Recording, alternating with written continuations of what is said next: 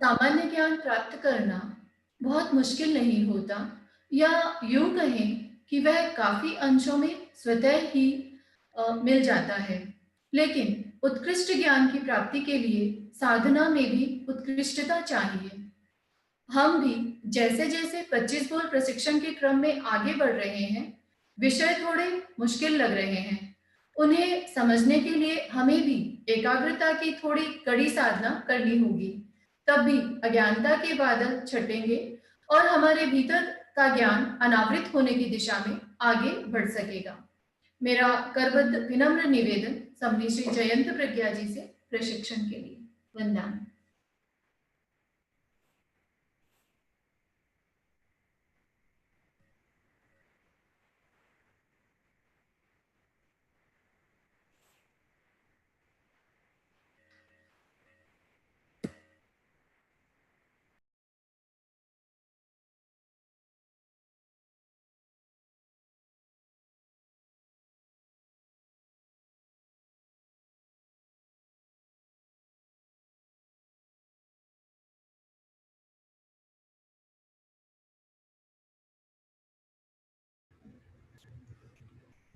Unmute नहीं है, देखो अनम्यूट है कि वंदामी, आप अपनी तरफ से खुद को अनम्यूट करिए। महाप्राण ज्योतिपुंज पूज्य गुरुदेव के चरणों में वंदन। उपस्थित भाइयों और बहनों, ज्ञान के बारे में हमारी चर्चा चल रही है। परोक्ष ज्ञान की चर्चा हुई, अवधि ज्ञान की चर्चा हमारी प्रारंभ थी। अवधि का अर्थ होता है इंद्रिय और मन की सहायता के बिना आत्मा से जो डायरेक्ट रूपी द्रव्यों को जानने की ताकत होती है, वो अवधि ज्ञान है। इस अवधि ज्ञान में एकाग्रता की आवश्यकता होती है। जितना जितनी विशुद्धि बढ़ेगी, जितना जितना क्षेपसम होगा, ज्ञान उतना उतना डेवलप होगा, आगे विकास होगा। तो अवधि ज्ञान में भी एकाग्रता की आवश्यकता है। जितनी एकाग्रता होगी, विशुद्धि उतनी बढ़ेगी। जितनी विशुद्धि बढ़ेगी, उतना क्षेपसम होगा। जितना क्षेपसम होगा, उतना ज्ञान होगा। तो अवधि ज्ञान का एक अर्थ है इंद्रिय और मन की सहायता के बिना एकाग्रता से होने वाला ज्ञान, और दूसरा इसका अर्थ और आता है, अव का अर्थ आता है नीचे, यानी अपने से नीचे के द्रव्यों को जानने वाला ज्ञान अवधि ज्ञान कहलाता है। जैसे आंख है, आंख अपने से नीचे वाले अवयवों को जानती है, अपने मस्तिष्क के ऊपर क्या है उसको वो देख नहीं सकती है।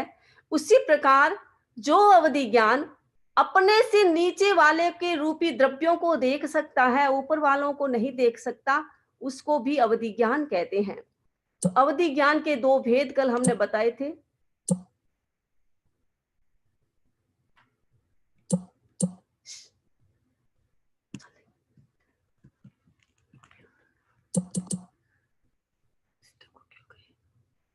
एक मिनट मैं वापस करती हूँ इसको शेयर, शायद तो स्टक हो गया है।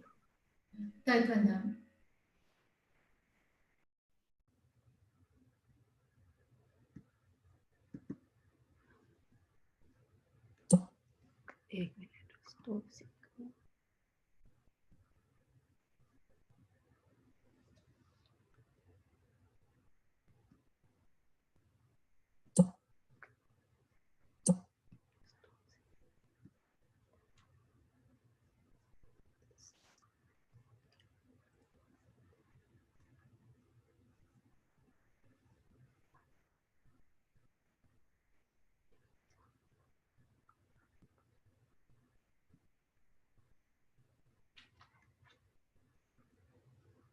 अवधि ज्ञान के दो भेद बताए, भव प्रत्यय अवधि ज्ञान और क्षोभसम जन्य अवधि ज्ञान।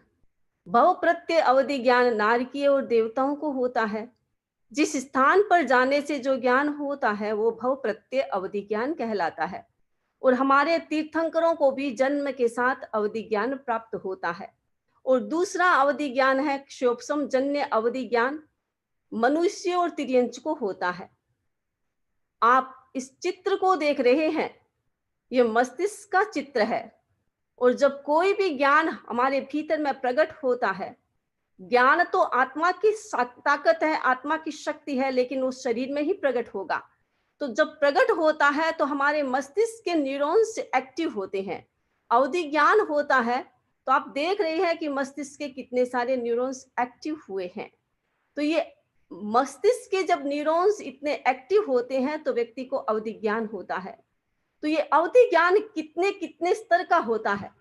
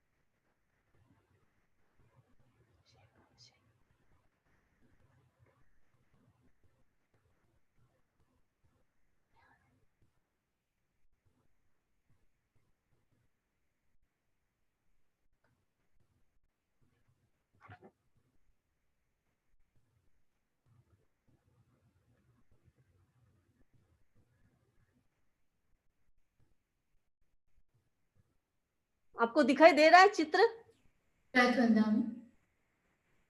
अवधि ज्ञान के दो भेद, भव प्रत्यय अवधि ज्ञान और क्षोभसम जन्य अवधि ज्ञान। आप इस चित्र को देख रहे हैं, ये मस्तिष्क का चित्र है। इसमें हम देख रहे हैं हमारे मस्तिष्क के कितने सारे न्यूरॉन्स एक्टिव हुए हैं। तो अवधि ज्ञान हमारे भीतर की पवित्रता का प्रतीक है। तो जितनी जितनी विशुद्धि बढ़ेगी, क्षोभसम जितना जितना होगा, विशुद्धि उतनी बढ़ेगी। जितनी विशुद्धि होगी उतना क्षोभसम होगा, जितना क्षोभसम होगा उतने न्यूरॉन्स एक्टिव होंगे। तो ये है भव प्रत्यय अवधि ज्ञान, यानी जहां जिस स्थान पर जाने से जीव को अवधि ज्ञान होता ही है। कितना हो ये अलग बात है, अपने अपने क्षेपसम के अनुसार होता है, थोड़ा या ज्यादा, लेकिन उस स्थान पर जाने से अवधि ज्ञान होता है, उसको हम भव प्रत्यय अवधि ज्ञान कहते हैं। दूसरा है क्षेपसम अवधि ज्ञान, जो मनुष्य और तिर्यंच को होता है, ये क्षेपसम जन्य अवधि ज्ञान है। यानी ज्ञान की विशुद्धि से अवधि ज्ञान जो होता है, भीतर के क्षेपसम से जो अवधि ज्ञान होता है, उसको हम क्षेपसम जन्य अवधि ज्ञान कहते हैं। यद्यपि देवताओं को भी क्षोभसम से ही प्राप्त होता है, लेकिन उस स्थान विशेष की अपनी महत्ता है। उस स्थान विशेष में जाने से वो अवधि ज्ञान होता है, इसीलिए इसको भव प्रत्यय अवधि ज्ञान कह दिया। और क्षोभसम जन्य अवधि ज्ञान, जो ज्ञान की विशुद्धि पवित्रता जब बढ़ती है, क्षोभसम जब बढ़ता है, तो मनुष्य और तिर्यंच भी अवधि ज्ञान को प्राप्त कर लेते हैं, उसको क्षोभसम जन्य अवधि ज्ञान कहते हैं। अवधि ज्ञान की भी अपनी अपनी सीमा होती है। भव प्रत्यय अवधि ज्ञान देशावधि अवधि ज्ञान है, यानी आंशिक अवधि ज्ञान होता है, संपूर्ण अवधि ज्ञान नहीं हो सकता। देवताओं को ज्ञान होता है, अवधि ज्ञान होता है, लेकिन हर देवताओं को अलग अलग, हर देवलोक को अलग अलग ज्ञान होता है, एक सीमा में ज्ञान होता है, उसको हम देशावधि ज्ञान कहते हैं। लेकिन क्षोभसम जन्य जो ज्ञान होता है, उसमें भी होती तो सीमा ही है। अवधि का एक अर्थ सीमा भी होता है। अवधि ज्ञान का मतलब सीमा में होने वाला ज्ञान, तो होता तो सीमा में ही है, लेकिन बहुत ज्यादा अवधि ज्ञान क्षोभसम से प्राप्त हो सकता है। यानी सर्वावधि ज्ञान, संपूर्ण रूपी द्रव्यों को जानने की ताकत, संपूर्ण लोक को जानने की ताकत, और इस लोक ही नहीं, इस लोक जैसे असंख्य लोक को जानने की ताकत जिस ज्ञान में होता है, वो सर्वावधि ज्ञान होता है। आप इस मस्तिष्क का चित्र देख रहे हैं, जिसमें न्यूरॉन्स काफी एक्टिव हो गए हैं। सारे तो एक्टिव नहीं हुए हैं, लेकिन काफी एक्टिव हो गए हैं। यानी एक क्षोभसम जन्य जब अवधि ज्ञान प्राप्त होता है, तो ये भी 3 प्रकार का होता है। तो जो संपूर्ण अवधि ज्ञान प्राप्त होता है, उसमें हमारे मस्तिष्क के काफी न्यूरॉन्स एक्टिव हो जाते हैं। तो हम क्षोभसम जन्य अवधि ज्ञान की चर्चा करेंगे, तो उसमें अलग अलग कैटेगरी है। एक जैसा सबको ज्ञान नहीं होता। इसके 6 भेद बता दिए। पहला बताया अनुगामी, यानी ये अवधि ज्ञान जीव को जब प्राप्त होता है, जीव जहां कहीं भी जाएगा, जिस स्थान पर प्राप्त होता है, उस स्थान को छोड़ करके वो जहां कहीं भी देश विदेश में घूमेगा जाएगा, वो अवधि ज्ञान उसके साथ जाएगा। जैसे आंख होती है, हम आंख से देखते हैं, लेकिन जहां जहां भी जाएंगे हमारी आंख हमारे साथ चलती जाएगी, हमें दृश्य दिखाती रहेगी। उसी प्रकार जो ज्ञान हमारे साथ हमेशा रहता है, हमारा अनुसरण करता है, हम जहां जहां जाएंगे वहां भी ये ज्ञान होगा। इस ज्ञान को हम कहते हैं अनुगामी ज्ञान, यानी अनुगमन करने वाला ज्ञान अनुगामी ज्ञान है। दूसरा है अननुगामी ज्ञान। ये ज्ञान कैसा है? आप एक स्थान पर बैठे हैं, मान लीजिए आप गुरुदेव की सन्निधि में बैठे हैं, या आप अपने घर में बैठे हैं, आपको ये अवधि ज्ञान हो गया। लेकिन जैसे ही घर को छोड़ा, घर से बाहर गए, प्रवचन पंडाल से बाहर आए, अवधि ज्ञान गायब हो गया। इसको कहते हैं अननुगामी अवधि ज्ञान, यानी आपका अनुगमन नहीं करेगा, जीव का अनुगमन नहीं करेगा। जिसको ज्ञान प्राप्त हुआ है उसके पीछे पीछे नहीं चलेगा, एक स्थान से रिलेटेड होता है। जिस स्थान में आया है उस स्थान में आकर के पुनः बैठेगा तो वो ज्ञान हो जाएगा, लेकिन जैसे ही वो स्थान छोड़ा वो ज्ञान खत्म हो जाता है। उदाहरण के रूप में देखें, एक कुआं है, कुएं में अग्नि जल रही है। एक व्यक्ति कुएं के पास खड़ा है, उसने कुएं के चारों ओर चक्कर लगाया, उसके भीतर की जो अग्नि है वो अग्नि उसको दिखाई दे सकती है। लेकिन जैसे ही उसने उस स्थान को छोड़ा, उस कुएं को छोड़ा, कहीं अन्यत्र चला गया, तो अग्नि वहां उसके पीछे नहीं जाएगी, उसको नहीं दिखाई देगी। उसी प्रकार जो अवधि ज्ञान आने के बाद जिस स्थान पर आता है उतना ही ज्ञान होता है, पीछे नहीं चलता है, वो अननुगामी अवधि ज्ञान होता है। तीसरा है हमारा वर्धमान। वर्धमान का नाम आप जानते हैं, महावीर का नाम भी वर्धमान था। वर्धमान का नाम वृद्धि, बढ़ना। तो जो ज्ञान आने के बाद और अधिक विकास करता है, यानी बढ़ता रहता है, विशुद्धि भीतर में बढ़ती जाती है और ज्ञान और अधिक उच्च होता है, उसका नाम है वर्धमान। यानी बढ़ने वाले ज्ञान को हम कहते हैं वर्धमान। अगला है हीयमान। हीयमान का अर्थ है घटना। ज्ञान प्राप्त हो गया, लेकिन प्राप्त होने के बाद विशुद्धि कब हो गई? भीतर में छल कपट, माया, क्रोध, अहंकार, ईर्ष्या का भाव, जेलेसी का भाव, प्रतिशोध का भाव, ये भाव पैदा होना स्टार्ट हो गया, तो ये अवधि ज्ञान घट जाएगा, खत्म हो जाएगा। तो ये अवधि ज्ञान तो विशुद्धि से बढ़ता है। जितनी जितनी विशुद्धि बढ़ेगी ज्ञान बढ़ेगा, जितनी जितनी अशुद्धि आ जाएगी, अपवित्रता आ जाएगी, ज्ञान घटना स्टार्ट हो जाएगा। तो हीयमान का मतलब है जो अवधि ज्ञान आने के बाद फिर घट जाता है, घटता रहता है, वो ज्ञान हीयमान अवधि ज्ञान कहलाता है। अगला है प्रतिपाती। प्रतिपाती का मतलब होता है जो ज्ञान आने के बाद पुनः समाप्त हो जाता है, घटता नहीं है, अचानक खत्म हो गया। जैसे दीपक जला, आपने दीपक के प्रकाश में आसपास की वस्तुओं को देख लिया, लेकिन एक हवा का झोंका आया, पूरा का पूरा दीपक बंद हो गया। ऐसा नहीं है कि पहले मंद हुआ उसके बाद बंद हुआ, ऐसा नहीं, पूरा का पूरा एक साथ दीपक बुझ जाता है। वैसे ये प्रतिपाती अवधि ज्ञान है। जीव को प्राप्त हो गया, और प्राप्त कितना, उसने सारे लोक को देख लिया, नीचे नरक को देख लिया, देवताओं को देख लिया कि देवताओं ने क्या किया। देखा, एक घटना आती है ऐसे कि एक साधु को अवधि ज्ञान हो गया था, उसने 24 तो किया, बाहर कचरा निकाल के आया था, अपनी विशुद्धि की और गार्बेज को गिराया, उसके भीतर में इतनी विशुद्धि बढ़ी, और विशुद्धि बढ़ने से उसे अवधि ज्ञान हो गया। और अवधि ज्ञान से उसने देखा, नीचे भी देखा, ऊपर भी देखा। उसने प्रथम देवलोक के इंद्र को देखा, इंद्र क्या कर रहा था, इंद्राणी नाराज हो गई, उसको मना रहा था देवताओं को। जिसने देखा ये अवधि ज्ञान में कि ये देवता क्या कर रहे हैं, तो उसे हंसी आ गई। हंसी आई, ये हास्य मोहने का उदय हुआ। जैसे ही हंसी आई उसका ज्ञान खत्म हो गया, दिखना खत्म हो गया। ये है प्रतिपाती अवधि ज्ञान, यानी आने के बाद जो ज्ञान एक साथ खत्म हो जाता है, गिर जाता है, बुझ जाता है, उसको हम प्रतिपाती अवधि ज्ञान कहते हैं।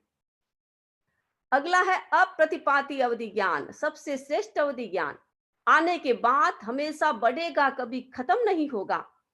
या यूं कहे अप्रतिपाती अवधि ज्ञान आने के बाद वो केवल ज्ञान में कन्वर्ट होता है, उसको हम अप्रतिपाती केवल ज्ञान कहते हैं। आने के बाद कभी जाएगा नहीं, खत्म नहीं होगा, हमेशा बढ़ेगा, ये है प्रतिपाती अवधि ज्ञान।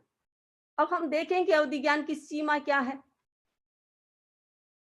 अवधि ज्ञान का स्वरूप, उसकी सीमा। आपको मैं एक बात और बता देती हूं कि हमारे परीक्षा ध्यान में चैतन्य केंद्रों की चर्चा आती है। चैतन्य केंद्र का मतलब क्या है? जिसको करण भी कहा जाता है। करण का मतलब है विशुद्धि। जिस स्थान की विशुद्धि ज्यादा हो जाती है, जिस स्थान में ज्यादा चेतना का अंश होता है या चेतना के प्रदेश ज्यादा होता है, उस स्थान को हम केंद्र कहते हैं, चैतन्य केंद्र यानी विशिष्ट स्थान। और चैतन्य केंद्र को जागृत करने से अवधि ज्ञान की प्राप्ति होती है। जितने भी हमारे शरीर में केंद्र है, या हम ये कहें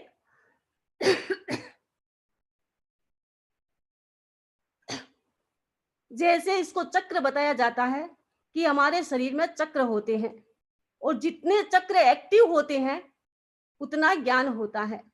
हमारे प्रेक्षा ध्यान की भाषा में हम कहते हैं चैतन्य केंद्र। चैतन्य केंद्र जितने जितने एक्टिव होंगे, केंद्र जितने जितने एक्टिव होते हैं, उतना उतना ज्ञान होता है, उतनी उतनी विशुद्धि होती है। तो ये चैतन्य केंद्र हमारी चेतना का स्थान, हमारी विशुद्धि का स्थान। और अवधि ज्ञान के लिए ये आता है, यानी दिगंबर साहित्य में ये आता है कि अवधि ज्ञान जब प्रकट होता है तो भीतर के चैतन्य केंद्र यानी भीतर के जो चक्र है वो चक्र एक्टिव होते हैं, और ऊपर के चक्र भी एक्टिव होंगे। ऊपर के चक्र जब एक्टिव होते हैं तो उसमें अलग अलग चिन्ह प्रकट होते हैं। शंख जैसा चिन्ह प्रकट होता है। आपने कभी तीर्थंकरों के फोटो को देखा होगा, चित्र को देखा होगा, प्रतिमा को देखा होगा। यद्यपि वो मनुष्य कृति ही है, लेकिन उसको देखा होगा कि तीर्थंकरों के छाती पर शंख का चिन्ह होता है, कमल का चिन्ह होता है। इसका मतलब क्या? जब भीतर में इतनी विशुद्धि बढ़ जाती है तो शंख या कमल जैसे चिन्ह प्रकट होना स्टार्ट हो जाते हैं, स्वस्तिक जैसे चिन्ह प्रकट होना स्टार्ट हो जाते हैं। और जब अवधि ज्ञान नहीं होते हैं तो भीतर के चक्र में अशुभ चिन्ह प्रकट होते हैं। तो ये अवधि ज्ञान का चित्र आप देख रहे हैं कि पूरे शरीर में केंद्र है वो जागृत हो गए हैं, चक्र जागृत हो गए हैं, चैतन्य केंद्र जागृत हो गए हैं। तो इसका मतलब अवधि ज्ञान संपूर्ण शरीर से हो गया है। देशावधि का मतलब है एक स्थान से होना, आंशिक स्थान से होना, यानी नाभि से प्रकट हो गया, हथेली से प्रकट हो गया, कान से प्रकट हो गया, ये देशावधि ज्ञान है। देवताओं को तो देशावधि ही ज्ञान होता है, लेकिन मनुष्य और त्रियंच को भी देशावधि ज्ञान हो सकता है, यानी थोड़ा ज्ञान। दूसरा है परमावधि ज्ञान, जो देशावधि का ही एक पार्ट समझो, आंशिक ज्ञान ही होता है, पूरे शरीर से नहीं होता है, कुछ अवयवों में ये प्रकट होता है, इसका नाम है परमावधि ज्ञान। और तीसरा है सर्वावधि ज्ञान, जो सबसे उत्कृष्ट ज्ञान पूरे शरीर में प्रकट हो जाता है। पूरे शरीर के अवयव जागृत हो जाते हैं, और अवयव ही नहीं, हमारे मस्तिष्क की शक्तियां जागृत हो जाती है, पूरा मस्तिष्क भी जागृत, यानी न्यूरॉन्स भी एक्टिव हो जाते हैं। तो ये अवधि ज्ञान शरीर में पैदा होता है तो शरीर के चैतन्य केंद्र जागृत हो जाती है। इसीलिए आचार्य महाप्रज्ञ जी कहते थे कि चैतन्य केंद्र प्रेक्षा करो। जितनी जितनी चैतन्य केंद्र प्रेक्षा करेंगे उतनी उतनी विशुद्धि बढ़ेगी, जितनी जितनी विशुद्धि बढ़ेगी उतना उतना अवधि ज्ञान के नजदीक जाएंगे। क्षोभसम होगा तो अवधि ज्ञान होगा। तो हमारी विशुद्धि अवधि ज्ञान का प्रतीक है। तो सर्वावधि ज्ञान का मतलब है पूरे शरीर से अवधि ज्ञान हो जाना। पूरे शरीर से वो देख सकता है, और कितना, पूरे लोक को देख सकता है। लोक को ही नहीं, अलोक को देख सकता है। अगर अलोक में रूपी द्रव्य होगा तो अलोक को देखेगा। इसका मतलब लोक जितने पार्ट, असंख्य लोक जितने खंडों को वो अवधि ज्ञानी देखने में समर्थ है, और देखेगा केवल रूपी द्रव्यों को, एक सीमा में देखेगा, इसलिए इसका नाम अवधि ज्ञान है। तो ये सर्वावधि ज्ञान यानी संपूर्ण जगत को, संपूर्ण जगत के रूपी द्रव्यों को, एक एक पर्याय के अनंत वे भाग को, एक एक पर्याय के असंख्य पर्यायों को देखने में जो समर्थ है वो अवधि ज्ञानी यानी सर्वावधि ज्ञानी कहलाता है। तो ये अवधि ज्ञान उत्कृष्ट अवधि ज्ञान है। परमावधि ज्ञान और सर्वावधि ज्ञान ये दो ऐसे ज्ञान है जो आने के बाद कभी लौटते नहीं है। देशावधि ज्ञान में तो अनेक भेद है, ये मान भी हो सकता है, प्रतिपाती भी हो सकता है, लेकिन परमावधि ज्ञान आने के बाद वो केवल ज्ञान में कन्वर्ट होता है। सर्वावधि ज्ञान आने के बाद केवल ज्ञान में कन्वर्ट होता है। यानी परमावधि ज्ञान केवल ज्ञान से पहले पैदा होने वाला ज्ञान परमावधि ज्ञान अवधि ज्ञान कहलाता है, और सर्वावधि ज्ञान जो संपूर्ण शरीर से पैदा होता है, जो उत्कृष्ट ज्ञान कहलाता है, उत्कृष्ट क्षोभसम का योग कहलाता है, उसको हम सर्वावधि ज्ञान कहते हैं। तो ये अवधि ज्ञान। अवधि ज्ञान के बाद अब हमारा आता है नंबर मनः पर्योग ज्ञान। मनः पर्योग ज्ञान मन की पर्यायों को जानने वाला ज्ञान। ये विशेष ज्ञान होता है। इंद्रिय और मन की आवश्यकता नहीं होती, आत्मा से सीधा ये ज्ञान होता है। जैसे सूर्य होता है, सूर्य के आगे बादल होते हैं, बादल छंट जाते हैं, थोड़ा सा बादल रहा, पूरा का पूरा प्रकाश आने लगा, लेकिन पूरा नहीं, अभी भी आवृत है, अभी वो ढका हुआ है। तो जितना ढका हुआ है उतना ज्ञान नहीं है, और जितना ओपन है, जितना प्रकाश है, जितना सूर्य खुला हुआ है, जिस पर बादल नहीं है, वो है मनः पर्योग ज्ञान। यानी मनः पर्योग ज्ञान मन की पर्यायों को जानता है। तो सीधा है कि ये जो मन वाला जीव होगा उसकी ही पर्यायों को जानेगा, संपूर्ण लोक की पर्यायों को नहीं जान सकता। केवल मन की पर्यायों को जानने वाला ज्ञान मनः पर्योग ज्ञान कहलाता है। मनः पर्योग ज्ञान दो प्रकार का होता है, एक होता है ऋजुमति, एक होता है विपुलमति। ये चित्र सामने देख रहे हैं, ये तो न्यूरॉन्स का चित्र दिखाया गया है। एक में आप देख रहे हैं, नीचे वाले में उसमें कनेक्शन कम हो रहे हैं, और ऊपर वाले न्यूरॉन्स में कनेक्शन ज्यादा हो रहा है। तो ऋजुमति और विपुलमति भी ऐसा ही है। ऋजुमति का मतलब है सामान्य ज्ञान, सिंपल ज्ञान, थोड़ा ज्ञान, और विपुलमति का मतलब है विस्तृत ज्ञान। उदाहरण के रूप में आप देखें, जैसे आपके मन में कोई विचार आया कि मुझे कल बाजार जाना है और बाजार से सब्जी लाना है। ऋजुमति वाला व्यक्ति आपके मन की इतनी पर्यायों को जान लेगा कि इसके मन में ये विचार आया है कि ये बाजार जाएगा, मार्केट में जाएगा और सब्जी लेके आएगा। लेकिन विपुलमति क्या सोचेगा? विपुलमति आपके भीतर में कौन सी सब्जी लाना है, कौन से मार्केट में जाना है, कहाँ से कलेक्ट करना है, कितनी सब्जी लाना है, कितने पैसे की लाना है, कितने डॉलर की लाना है, ये जो विस्तृत ज्ञान होता है ये विपुलमति होता। तो मनः पर्योगी ज्ञान है, यानी जानेगा तो केवल रूपी द्रव्य को। और कौन से रूपी द्रव्य को? जो संगी होता है, जो मन वाला जीव होता है, जिसके मन होता है, मन में जो चिंतन करता है, तब ही ये अवधि ज्ञान, ये मनः पर्योग ज्ञान उसके मन को जान सकता है। दुनिया में रूपी द्रव्य बहुत है, लेकिन उन सबको नहीं जानेगा। जो रूपी द्रव्य हमारे चिंतन का विषय बन गया है, हमारे मति ज्ञान का विषय बन गया है, जो हमारे चिंतन में, कल्पना में पैदा हो गया है, उन पर्यायों को जानेगा। क्योंकि ये रूपी द्रव्य को जानता है, इसका मतलब है आत्मा की शक्ति को नहीं जानेगा। मति ज्ञान ने जो चिंतन किया, चिंतन ज्ञान से जो कल्पना हुई, जो पिक्चर हमारे शरीर में, हमारे मन पर पैदा हुआ, जो पिक्चर अंकित हुआ या जो वाइब्रेशन हुआ, उसको ये मनः पर्योग ज्ञान जानेगा। तो मनः पर्योग ज्ञान दो प्रकार का, ऋजुमति और विपुलमति। साधारण ज्ञान ऋजुमति और विशिष्ट ज्ञान विपुलमति। अब मनः पर्योग ज्ञान और अवधि ज्ञान में अंतर क्या है, उसकी चर्चा तो हम आज नहीं करेंगे, कल करने का भाव है। आज अवधि ज्ञान के बारे में और मनः पर्योग ज्ञान जितना बताया उसके बारे में कोई आपका क्वेश्चन है तो आप पूछ सकते हैं। बहुत बहुत कृतज्ञता वंदनामि आपके प्रति। कुछ जिज्ञासा है? अनुराग जी सेठिया, उनके बाद अनिल जी चिंडालिया तैयार रहे। वंदामि नमन स्वामी। मेरा प्रश्न है अवधि ज्ञान में जो आपने बताया परमावधि अवधि ज्ञान और सर्वावधि अवधि ज्ञान, तो उन दोनों में अंतर क्या है? परमावधि ज्ञान आंशिक होता है, जैसे मैंने बताया ना कि सर्वावधि ज्ञान तो संपूर्ण अवयवों से हो जाता है, शरीर के सभी केंद्र जागृत हो गए, और परमावधि ज्ञान में संपूर्ण केंद्र जागृत नहीं होता है, आंशिक होता है। और ज्ञान की क्षेत्र की दृष्टि से देखें तो परमावधि ज्ञान लोक जितने पदार्थों को जान सकता है और लोक अलोक के एक प्रदेश को, यानी लोक जितने 14 रज्जु के में जितने भी पदार्थ है उनको जान सकता है, वो एक प्रदेश ज्यादा जान सकता है।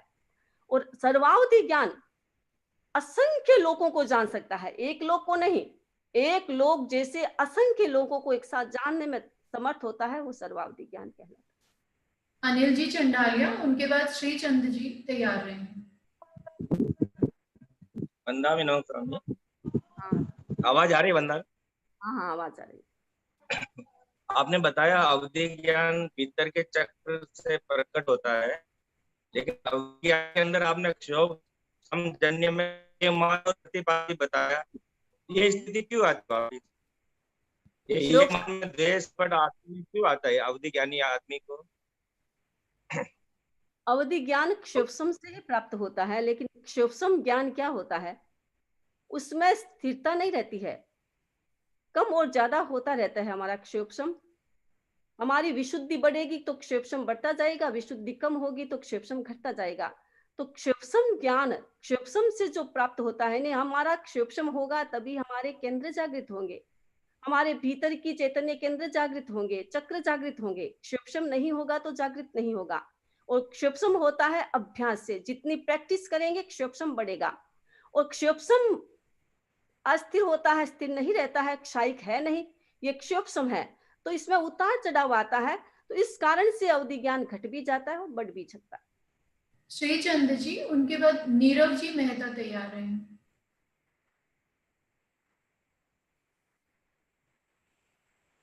श्री चंद जी आप बोलिए।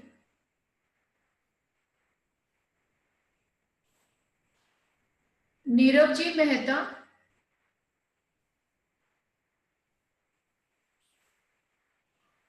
वंदामी नमन स्वामी, आपने अंग बाह्य श्रुत का जो समझाया कल, वो उसको किसी सरल उदाहरण से समझा सके, और आज में जो आपने अप्रतिपाती ज्ञान को समझाया उसमें कोई सरल उदाहरण दे सके तो। अंग बाह्य और अंग प्रविष्ट, जैसे आप आगम पढ़ते हैं, आपने आचारांग सूत्र को पढ़ा, भगवती को पढ़ा, ये अंग प्रविष्ट आगम है। इसका जो ज्ञान है वो अंग प्रविष्ट ज्ञान कहलाता है, यानी अंग प्रविष्ट श्रुत ज्ञान कहलाता है। और अंग बाह्य, जैसे आपने कल्प सूत्र को पढ़ा, उत्तराध्ययन सूत्र को पढ़ा, 10वें कालिक को पढ़ा, और वैसे ही उपांग जितने भी हमारे हैं उनको पढ़ा, तो उनसे पढ़ने से आपको जो ज्ञान हुआ है वो उपांग अंग बाह्य का ज्ञान है, वो अंग बाह्य श्रुत ज्ञान कहलाता है। ये अंदर भावों का ज्ञान है, लेकिन जो अंग प्रविष्ट हमारे आगम है वो द्रव्य श्रुत ज्ञान के अंतर्गत आता है। और अंग बाह्य जितने भी हमारे जो आचारांग से अतिरिक्त, यानी जो कल्पसूत्र आदि जो हमारे अंग उपांग अंग बाह्य या उपांग कहो, वो आगम है, वो द्रव्य श्रुत के अंतर्गत आता है, तो वो अंग उपांग अंग बाह्य श्रुत ज्ञान के अंतर्गत आता है।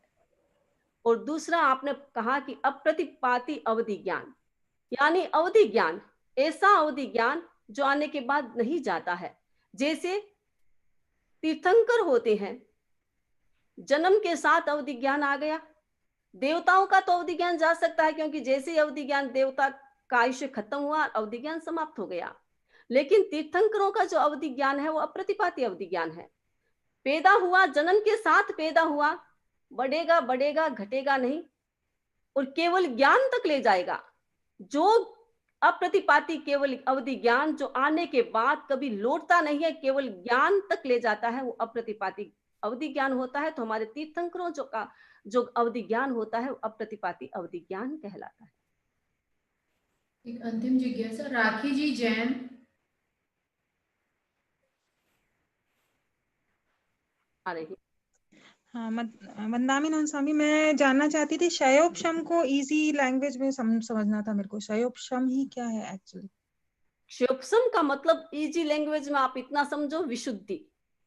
हमारी जितनी विशुद्धि होती है उतना क्षेपसम होता है। जैसे पानी है, आपने पानी को फिल्टर किया तो पानी जितना, अब फिल्टर में भी अलग अलग आता है, मात्राएं अलग अलग आती है, इतनी प्रतिशत फिल्टर हुआ है, इतना प्रतिशत फिल्टर हुआ है, इतना प्रतिशत शुद्ध हुआ है। जितना जितना शुद्ध होता है उसको पानी को हम कहते हैं ये फिल्टर पानी हुआ, वो इतने प्रतिशत शुद्ध हुआ। उसी प्रकार हमारी आत्मा जितनी प्रतिशत ज्यादा शुद्ध होती है उतना उतना क्षेपसम होता है। तो क्षेपसम का सीधी लैंग्वेज में आप अर्थ करें तो उसका मतलब है विशुद्धि, शुद्धि, जिसमें क्षय भी होता है, उपशम भी होता है।